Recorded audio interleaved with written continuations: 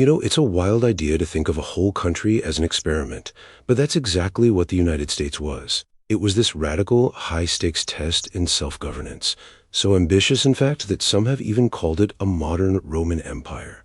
So let's get into it, how this grand experiment was designed, how it was pushed to its limits, and how it almost completely shattered. And this right here, this is the core hypothesis. This is the big idea. Just think about how revolutionary this was. The notion that a government gets its power from the people, not from a king. This single, powerful sentence, well, it's the bedrock the entire American experiment is built on. All right, so we're going to trace the whole arc of this story through 4 really critical phases.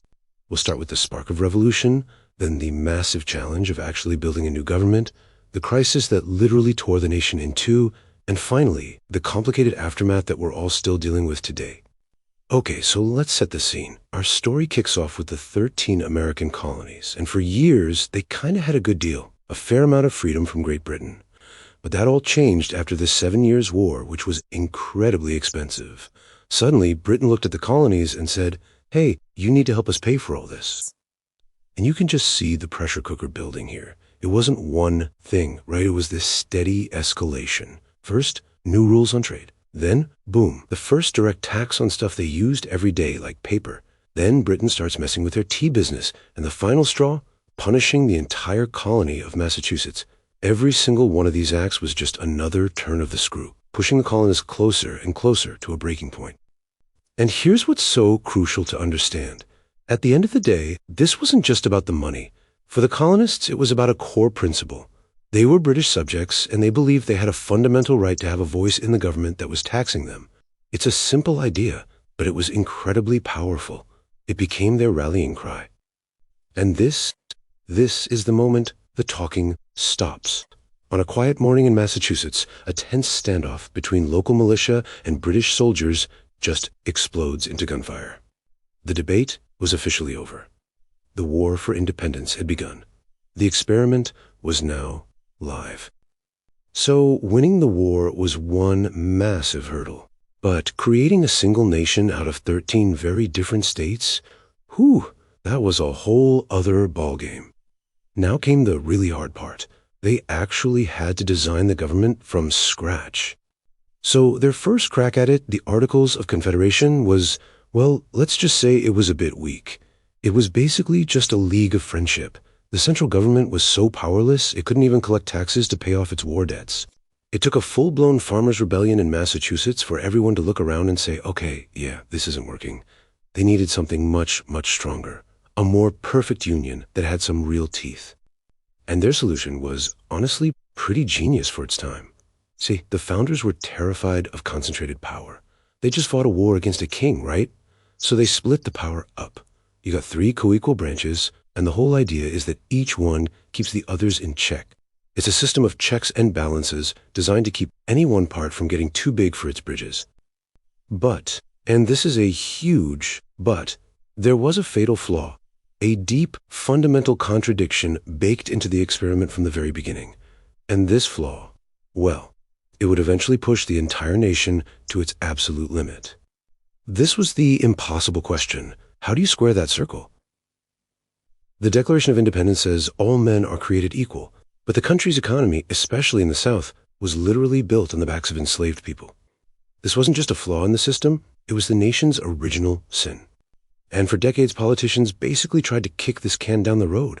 They came up with all these fragile compromises, drawing lines on maps like the Missouri Compromise, or letting new territories vote on it, which led to ensuing violence in places like bleeding Kansas. But these were all just Band-Aids on a massive, gaping wound that was tearing the country apart.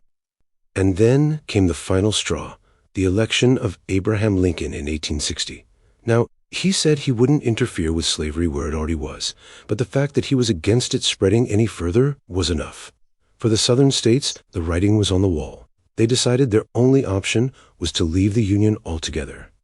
The experiment, in its original form, had failed. The nation broke, and the cost of putting it all back together was just staggering. Over 600,000 Americans died in the Civil War. Just think about that number for a second. It was a brutal, bloody war fought to settle that fundamental contradiction, once and for all, by force. But here's what's so important to get. The war itself actually changed the purpose of the experiment. Through the words in the vision of Abraham Lincoln, this stopped being just a war to hold the country together. It became a struggle for a new birth of freedom, one that would, finally, have to include everyone. So the war's over. But now what? The nation faced its next enormous test. How do you rebuild a completely shattered South and, at the same time, integrate 4 million newly freed African Americans into the country? This period was known as Reconstruction. And this is where the experiment was literally rewritten. I mean, look at this. 3 incredible, game-changing amendments were added to the Constitution. First, slavery's gone, forever. Second, if you're born here, you're a citizen with equal rights. And third, you can't be denied the right to vote because of your race. On paper, this was nothing short of a second American Revolution. But that revolution was cut tragically short. It all came down to a shady backroom political deal to settle a messy presidential election.